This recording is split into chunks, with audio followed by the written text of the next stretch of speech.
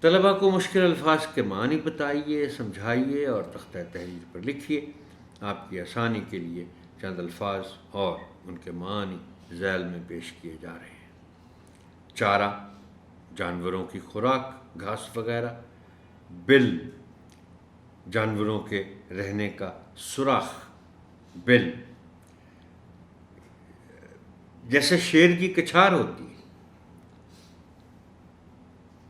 کچھ جانور ہیں جو سوراخ اس طرح بنا کر رہتے ہیں، بل ان میں سے ایک ہے۔ عقاب، ایک طاقتور اور اونچا اڑنے والا پرندہ۔ طاق، انتظار، نشانہ۔ چوکنا، ہوشیار۔ ساکت، خاموش، بے حرکت۔ آڑا ترچھا، ٹیڑھا۔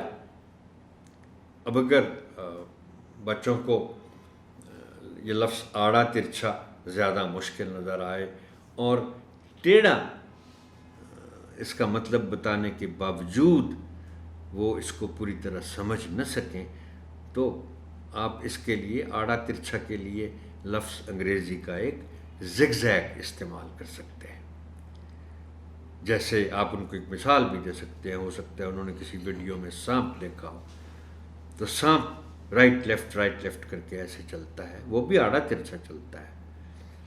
مادہ، مؤنث۔ اب یہاں دیکھیے، مادہ لفظ میں اگر دال پر ہم شد دے دیں گے تو وہ میٹر بن جائے گا، کوئی چیز، میٹر بہت صحیح اس کا ایکویولنٹ ہے۔